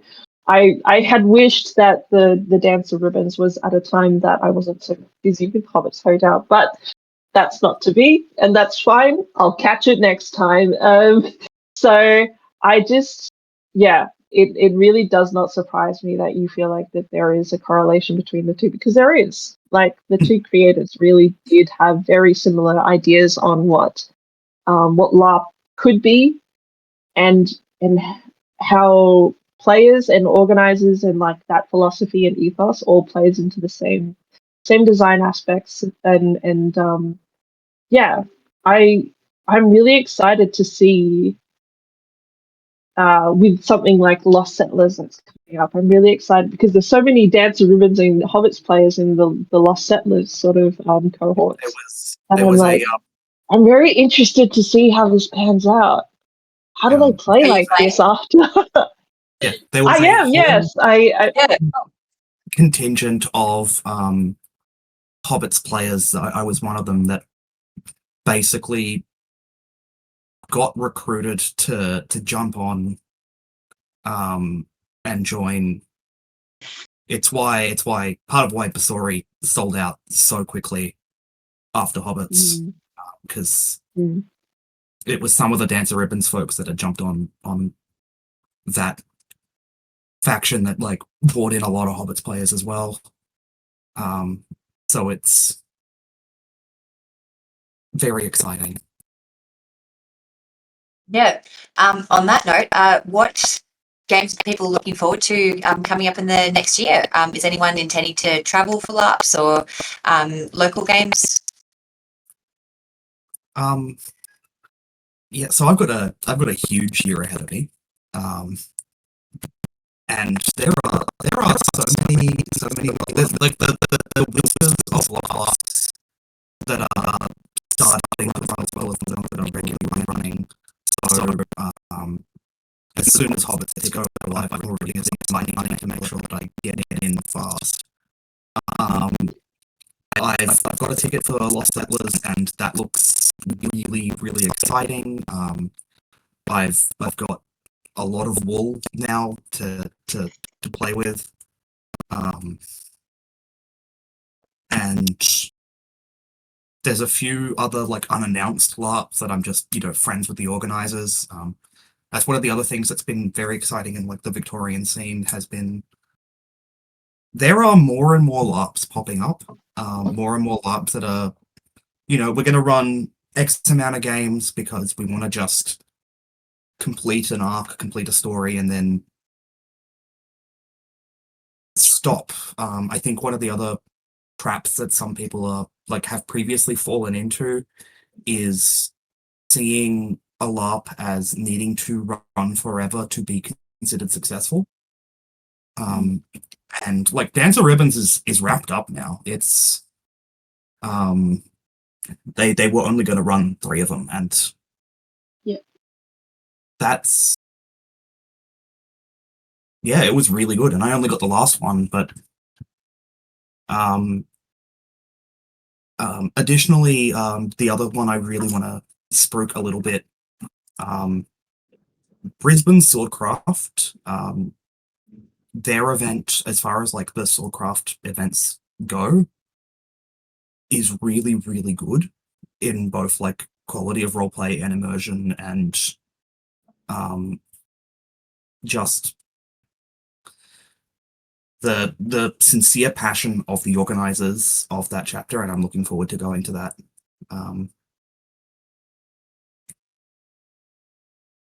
Awesome. Something I've just been reminded to share is the Vic LARP event calendar. I believe it's a listing of LARPs that are running in Victoria, and Josie is going to add that link for everyone to access. Historically, the LARP seasons have been spring and autumn as good times for play, but it seems like we'll actually have a lot of LARPs running in winter next year. Yeah, no, I'm very excited for Lost Settlers, like has been mentioned. And yeah, we'll see, but like as soon as Hobbit's finished, we had maybe like a week or so until we had like a debrief session where we could talk about what went right and what went or what could be fixed, what could we do next year. And then we always have a brainstorm session of like, what can we do for next year? Because we're always the most inspired as soon as something finishes. So yeah, like we're like we got the brain juice. Let's use it. So yeah, we've already like got so many ideas for next year, and I'm again more excited about because like in a way, as this is my version of getting to be a player in the Hobbits Hoedown, as Marigold Fairmeadows is a party planner. I get to plan a party for everyone, and then I get to have the joy of everyone coming to the game and sort of being like, what's new this time? And I get to be like, it's this, and then everyone's like, wow. And that's what I get to get out of my play in a way. So yeah, I think I'm so excited about what we're going to do for next year's Hoedown, and fingers crossed for everyone, and Godspeed to everyone in the ticket sales. I can only apologize, and also you're welcome question. It's ironic that the most stress-free LARP has the most stressful ticket. Short-lived stress. Yeah. It's the reload. Okay, cool. God, they're sold out. Yeah, no, I honestly, that first day that we sold out this year, it went so quickly that I was on the train to work on my laptop with me, because I was like, if something goes wrong, I need to immediately like access the tickets and figure it out. And when they were gone so quickly, I was like, this can't be right. There's no way. Something has happened and it's my fault and I need to fix it. And I got in contact with Humanitix, and they were like, "You were just so quick at selling out that it couldn't keep up. Congratulations on the population, like the popular nature of your event. It looks great." So that was both relief and anxiety.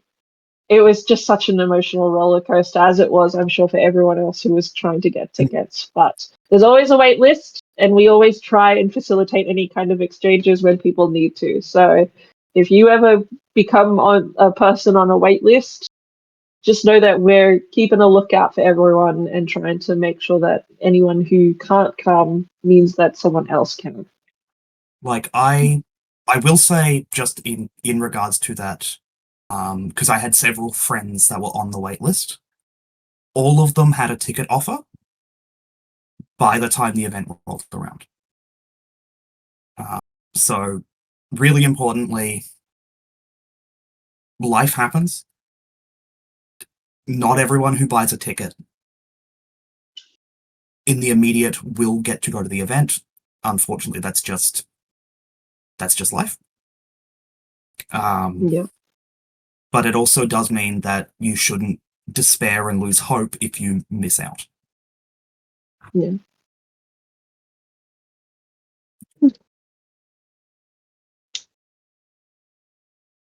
Good.